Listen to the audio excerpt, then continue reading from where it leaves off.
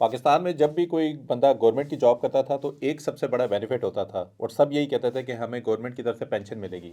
लेकिन पेंशन की जो फैसिलिटी थी अब वो उस तरह की अट्रैक्टिव नहीं रही जिस तरह पहले होती थी।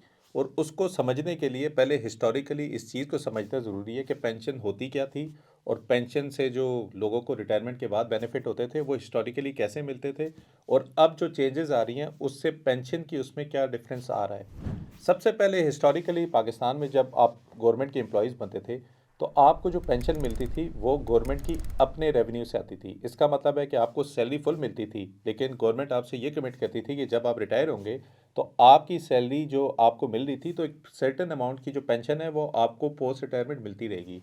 अब ये जो गवर्नमेंट जो ये बेसिकली पेंशन देती थी ये अपने फंड से देती थी, मतलब कि इन्होंने ना कभी एम्प्लॉय से कुछ लिया बल्कि जो फंड इनके रेवेन्यू आते थे गवर्नमेंट की जो भी इनकम आती थी उसमें से एक सर्टेन पोर्शन आपके पेंशन के फंड में जाता था। इनिशियली तो ये बहुत छोटी अमाउंट होती थी क्योंकि नंबर ऑफ़ एम्प्लॉयज़ कम थे, सैलरीज कम थी, पेंशन की अमाउंट कम हो जाती थी, तो कभी इतना इम्पैक्ट नज़र नहीं आया। लेकिन 2003 में गवर्नमेंट ने ये आइडेंटिफाई किया कि this can be one of the issue जिस पे इनको अभी से कुछ ना कुछ पॉलिसी मेकिंग करनी चाहिए। अनफॉर्चुनेटली 20 साल में कोई पॉलिसी मेकिंग नहीं हुई। टिल द टाइम ये वाकई एक मैसिव इशू बन गया। अब ये जो पेंशन फंड की इंक्रीज़ है ये तकरीबन 25% की कैगर की इंक्रीज़ बनती है। जहाँ पे आपका जीडीपी तकरीबन 3 से 4% इंक्रीज़ हो रहा है वहाँ पे पेंशन फंड की जो इंक्रीज़ है वो तकरीबन 25% है। कहा यह जाता है कि अगर ये पेंशन फंड पे रिफॉर्म्स ना होते तो आपकी जो टोटल एक्सपेंसेस थे उसका 50% आपने सिर्फ पेंशन फंड की मद में देना होता। इसका मतलब यह है कि अगर आज की तारीख में आपका एक्सपेंस 100 रुपया है और आप उस 100 रुपये में से तकरीबन 8% दे रहे हैं पेंशन फंड में, अगर आप रिफॉर्म नहीं करेंगे तो 2050 के अंदर 100 रुपये की जो आपकी एक्सपेंसेस हैं उसमें 50 रुपया आपका सिर्फ जाएगा पेंशन फंड की मद में। और आपको ये समझने की ज़रूरत है कि आज की तारीख में भी जो हमारे एक्सपेंसेस है तकरीबन 33% जो है वो सिर्फ इंटरेस्ट पेमेंट पे है। अगर आप 50% आप पेंशन फंड में दे दें, 30 से 40% इंटरेस्ट की पेमेंट में दे दें तो बच क्या जाता है आपकी डेवलपमेंट के लिए। अब ये फेडरल बजट पे तो मैंने बताया कि आपको 1 ट्रिलियन के तकरीबन आपके पेंशन फंड्स की आपने पेमेंट करनी थी जो आपने की। लेकिन सिर्फ ये फेडरल का मसला नहीं है, ये जो आपकी प्रोविंसेस हैं उनका भी मसला है। 850 बिलियन का पेंशन फंड की जो पेमेंट है वो गवर्नमेंट ने जो प्रोविंशियल गवर्नमेंट से उन्होंने करनी है और यहाँ तक भी ये मसला हल नहीं होता। पाकिस्तान रेलवेज़ ने लास्ट ईयर जितना रेवेन्यू किया 70% of the payment Pakistan Railways ने पेंशन फंड की सूरत में दी। इवन आपकी जो और डिफरेंट एसओईज हैं सबकी मेजर जो लाइबिलिटी है वो क्या है कि उन्होंने पेंशन फंड पे करना है अपने एम्प्लॉयज़ को जो कि रिटायर हो चुके हैं। अब ये तो एक हिस्टोरिकल इसका बैकग्राउंड मैंने बताया कि पेंशन फंड क्या प्रॉब्लम क्या था और किस तरह से ये इस वक्त बैलून हो चुका है एक बहुत ही मेजर इशू के ऊपर। अब सोल्यूशन क्या था इसका, तो उस पे गवर्नमेंट ने कंट्रीब्यूटेड पेंशन स्कीम की जो सोल्यूशन है वो शेयर किया है। पहले नॉन कंट्रीब्यूटेड होता था, जैसे मैंने पहले कहा कि आपकी तनख्वाह आई उसमें से कोई डिडक्शन नहीं होती थी और आपको रिटायरमेंट के बाद की एक फैसिलिटी मिलती थी।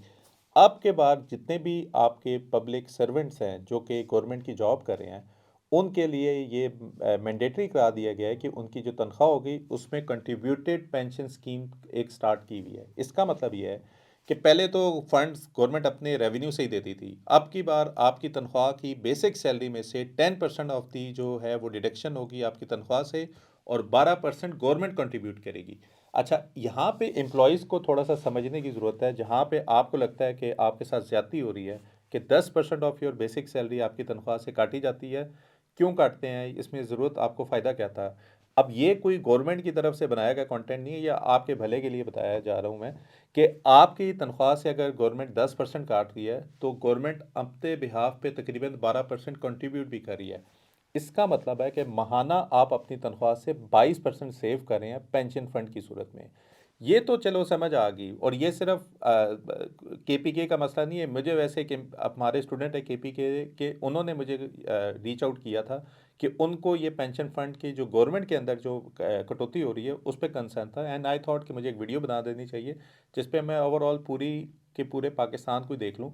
फेडरल और सारे प्रोविंसेस ने अब ये इम्प्लीमेंट कर दिया है। KPK was the first province जिसने ये कंट्रीब्यूटेड पेंशन स्कीम काफ़ी अरसे पहले से इम्प्लीमेंट की हुई, आई थिंक 3-4 साल हो चुके हैं। ये जो वीडियो बनाने का यहाँ से मकसद है वो उन एम्प्लॉयज़ को जो फेडरल या गवर्नमेंट के किसी के भी एम्प्लॉयज़ हैं उनको समझाने का मकसद था कि ये आपके भले के लिए किया गया। इसका बेनिफिट क्या है? हमसे तो आजकल की तनख्वाह से आजकल सेविंग करना मुश्किल है, लेकिन आपकी ऑटोमेटिकली 10% जो सोर्स से कट जाता है और 12% गवर्नमेंट डालती है, तो 22% की सेविंग आपकी मंथली हो रही है। यहाँ तक तो लोगों को समझना चाहिए कि उनके बेनिफिट के लिए है। एक चीज़ जो मैं यहाँ पे बताना चाह रहा हूँ, जो कि मुझे लगता है कि मेजर कंसर्न है, पेंशन फंड का एम्प्लॉय की सैलरी से कटना कोई इतना मेजर कंसर्न नहीं है। मैंने केपीके की रेगुलेशंस थी जो उनकी रिलेटेड टू पेंशन फंड की जो स्कीम थी, उसमें मैंने जो एक चीज़ अंडरस्टैंड की है, उस पे ये मैंने देखा है कि उन्होंने कुछ ऐसी चीज़ें डाली हुई हैं जो कि मेरे लिए हैरानकुन थी। वो कैसी चीज़ें थी? फॉर एग्जांपल, इन्होंने ये कहा है कि सबसे पहले तो एम्प्लॉय खुद चूज़ कर सकता है कि उसको किस पर्टिकुलर पेंशन स्कीम फंड में इन्वेस्ट करना चाहिए, लेकिन कोई भी एम्प्लॉय अपनी 50% से ज़्यादा एलोकेशन हाई रिस्क में नहीं रखेगा। 50% की कैप लगा दी है उन लोगों के लिए जो कि लॉन्ग टर्म अपनी फैमिली की एक सॉर्ट ऑफ देखना चाह रहे हैं कि उनका जो मुस्तकबिल है वो महफूज रहे, ताकि वो स्टॉक मार्केट पे इन्वेस्टेड रहे, ताकि ज़्यादा से ज़्यादा बेनिफिट हो, क्योंकि पेंशन फंड तो 60 ईयर्स के बाद मिलेगी। 35 साल जिसकी 25 साल से उम्र है वो 25 साल, जिसकी 30 साल से बड़ी उम्र है वो 35 50 साल 30 साल तक भी इन्वेस्टेड रहकर स्टॉक मार्केट से पैसे कैसे कमा सकता है। लेकिन जब केपीके की गवर्नमेंट या इवन अगर किसी और गवर्नमेंट ने ये लॉ लगा दिया है कि आप 50% से ज़्यादा हाई रिस्क में नहीं जा सकते, तो ये इट्सेल्फ बहुत बड़ा फ्लॉ है। इसका मतलब ये है कि जिन लोगों ने ये पॉलिसी बनाई है शायद उनको खुद नहीं पता कि स्टॉक मार्केट कैसे काम कर सकती है और लॉन्ग टर्म के लिए स्टॉक मार्केट बेहतर क्यों है। दूसरी चीज़, वो जिनको पता ही नहीं है, उस पे गवर्नमेंट ने एक और चीज़ कही है। उन्होंने कहा है कि अगर आप नहीं सेलेक्ट करते कि किस पेंशन फंड में जाना है, तो हम पहले 3 साल ऑफ द फंड आपका 1 रुपया भी हाई रिस्क में नहीं लगाएंगे। आपकी सारी इन्वेस्टमेंट लो रिस्क पे होगी, और चौथे साल भी अगर आप ऑप्ट नहीं करते हैं तो हम लो रिस्क में ही इन्वेस्टेड देंगे। ये है दूसरा प्रॉब्लम। पेंशन फंड में हम इसीलिए इन्वेस्ट करते हैं ताकि लॉन्ग फॉर्मेट के ऊपर जितनी इन्फ्लेशन आ रही है हम इन्फ्लेशन को बीट कर सकें और हम अपनी वेल्थ बिल्डिंग कर सकें। अगर मैं लो रिस्क पे देखूं और सिर्फ मैं पिछले 3 साल में देखूं, पिछले 3 साल में तकरीबन 2023 के अंदर अगर हम देखें तो चलो 22% का आपको रिटर्न मिला था। 2024 के अंदर तकरीबन चलो 15% पे आ गए। 2025 के अंदर हम 11% पे आ गए। आपको पता है कि अगर आपने 1 लाख रुपया पेंशन फंड में इन्वेस्ट किया होता, सो आज उसकी वैल्यू तकरीबन 1,40,000 है। लेकिन स्टॉक मार्केट ने पिछले 3 साल में 4 गुना आपके रिटर्न कर दिए हैं। आपका 1 लाख रुपया तकरीबन 4 लाख बन चुका है। आपकी वही इन्वेस्टमेंट जो लो रिस्क के अंदर है, वो अगर हाई रिस्क में होती तो ऑलरेडी 2 गुना से ज़्यादा का प्रॉफिट दे रही है। मकसद यहाँ पे किसी को क्रिटिसाइज़ करने का नहीं है, हम सारे लर्न नहीं कर रहे हैं इस सिस्टम को, एक दूसरे से हम सीखना चाह रहे हैं। ये मेरी एक तो रिक्वेस्ट है सब एम्प्लॉई से, पब्लिक के जो उसमें है।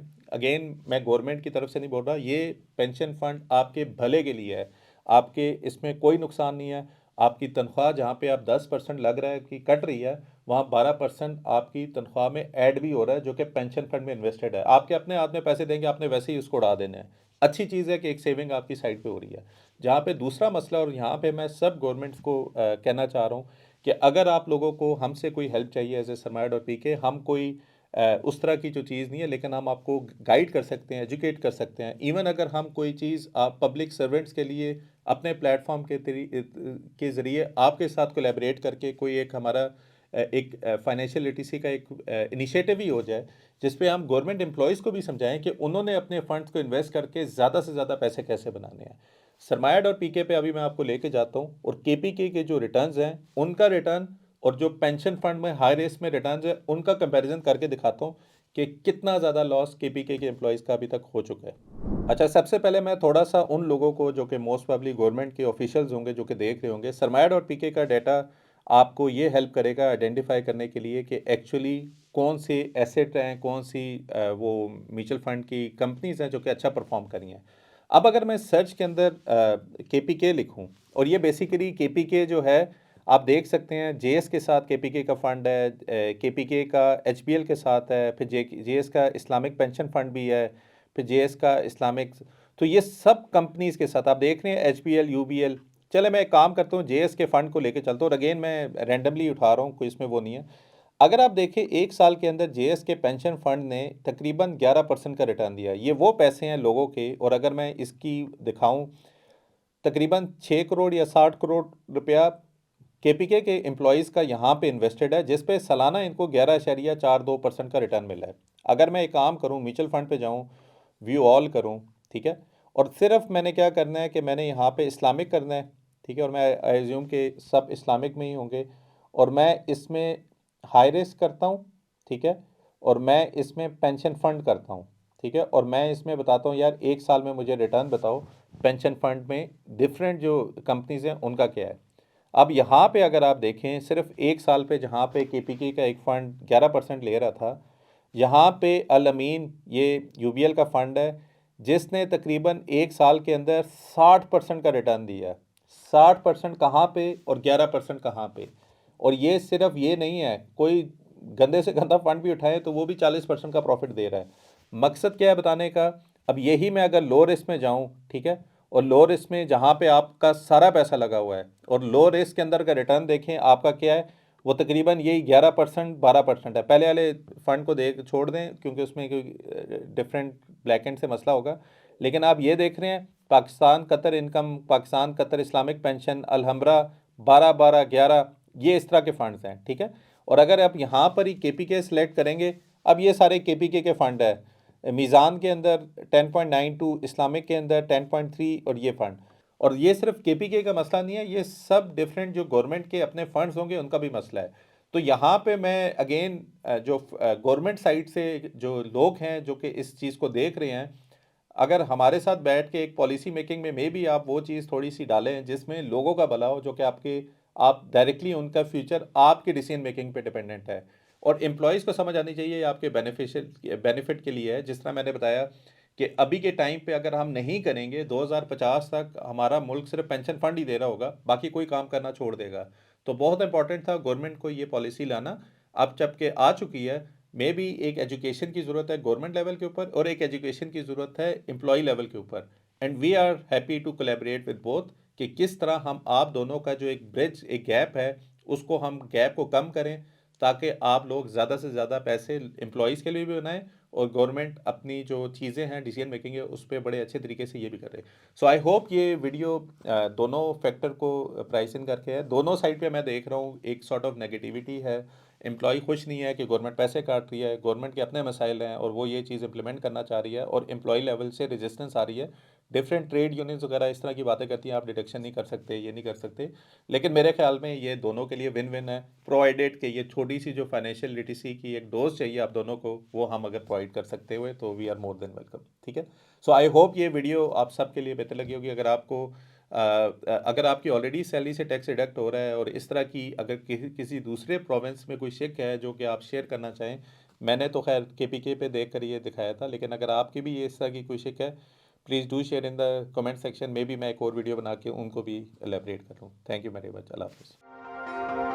सरमाया.com, जहां हर फैसला बने सरमाया।